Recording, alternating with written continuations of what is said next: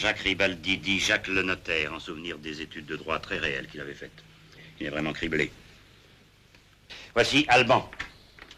Il n'a absolument rien vu quand l'accident est arrivé. Il était accroupi derrière le comptoir, il y chassait les mouches, et lorsqu'il releva la tête, les agresseurs, les vilains, enfin ceux qui sont entrés ici, on se demande encore pourquoi, avaient disparu. Manouche n'a rien vu. Elle était à la caisse, le nez sur une addition. Bien. Voici le second barman, Marcel le Stéphanois, si ma mémoire est bonne. Il a eu si peur en voyant entrer un homme à la mine patibulaire qu'il serait incapable de le reconnaître. Il a disparu derrière le comptoir, il en émerge à peine. C'est un craintif, Marcel. Il n'a rien vu, Marcel. Ah ben ça alors. Prends ton temps. Vous êtes formidable, c'est ce que je dois dire. On dirait que vous étiez là. Messieurs, je vous fais juge de la docilité, de la bonne foi des témoins. Ah. Je vous présente le voiturier, un homme honorable dont le nom m'échappe. Il a vu entrer des clients, mais il n'a rien entendu à cause du bruit intense de la circulation dans ce quartier grouillant de hideux, poids lourds et de sifflements de train. Et on est venu lui annoncer la mort d'un homme. Il est encore sous le coup de la stupeur. Auriez-vous la force de parler, mon enfant? Vraiment, quelle chose. Abrégeons, je ne suis pas un tortionnaire. Ne soyez pas timide, allez vous asseoir. Ces gens n'ont absolument rien vu. Je me trompe, Alban? Les mercenaires de cuisine ont dû réintégrer leur domicile. C'était beaucoup de monde pour rien, commissaire. Je me demande ce que nous sommes venus faire dans cette pouponnière. 4 balles de colt et 3 balles de carabine. Cela représente la mort de 2 hommes. Tués par qui? À mon avis, par Gu, qui a employé la même méthode que pour Francis le Bancal il y a 15 ans.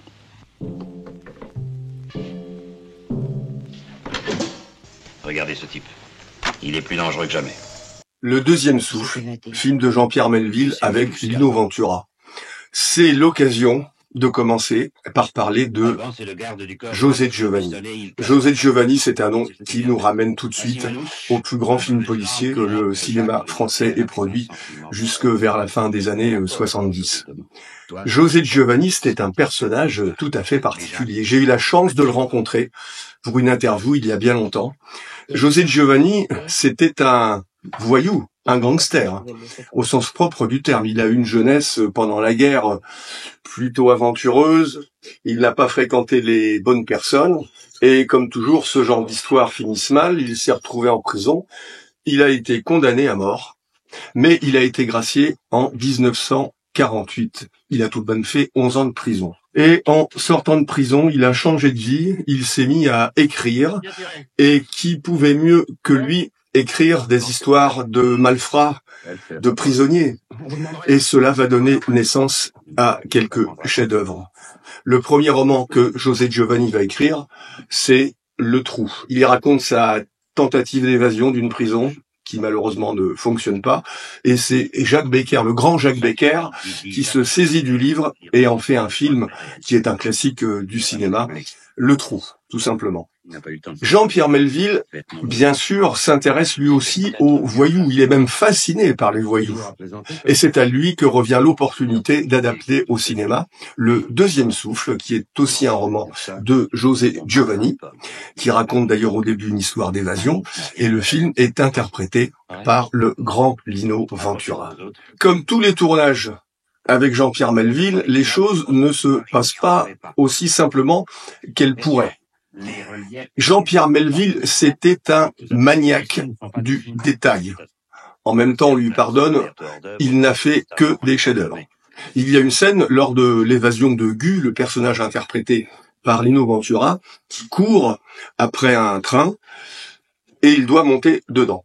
On prépare la scène, le train se met à rouler et Jean-Pierre Melville, sans le dire à Lino Ventura, a fait accélérer le train pour que Lino Ventura ait plus de peine à grimper dans le wagon de marchandises dont la porte est ouverte.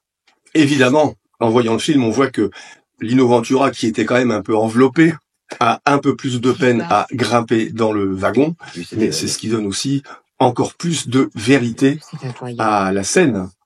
Sauf qu'après, Lino Ventura a eu une explication avec Jean-Pierre Melville et ça ne s'est pas bien passé du tout.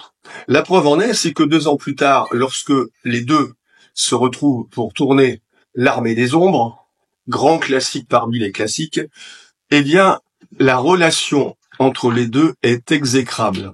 Lino Ventura a donné son accord pour tourner le rôle de Philippe Gerbier, ce résistant qui est le protagoniste de l'Armée des Ombres. Mais Lino Ventura refuse d'adresser la parole à Jean-Pierre Melville et refuse que Jean-Pierre Melville lui adresse la parole. Pendant tout le tournage, les deux vont se parler par l'intermédiaire de leurs assistants respectifs. Il devait y avoir une bonne ambiance sur le plateau. Et pour terminer, je voulais vous raconter cette anecdote sur la relation qui existait entre Lino Ventura et José Giovanni.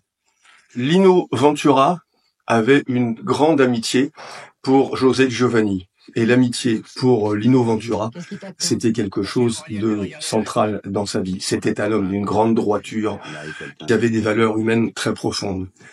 José Giovanni avait son passé. Il disait lui-même j'ai payé ma dette à la société. Et un jour, Lino Ventura reçoit une lettre anonyme. Dans la vie, il y a toujours des bonnes âmes pour faire de bonnes actions, c'est bien connu. Et dans cette lettre, on révèle à Lino Ventura le passé de José Giovanni, ce passé que Lino Ventura ignorait totalement. Qu'a fait Lino Ventura, à votre avis? Eh bien, Lino Ventura a brûlé cette lettre immédiatement et il n'a pas changé une seule chose dans l'amitié qui le liait à José Giovanni. C'est une belle histoire et qui est tellement à la hauteur du personnage et de l'image que nous avons de Lino Ventura. Une raison de plus pour voir ce deuxième souffle de Jean-Pierre Melville, 1966. Bouge pas, Antoine.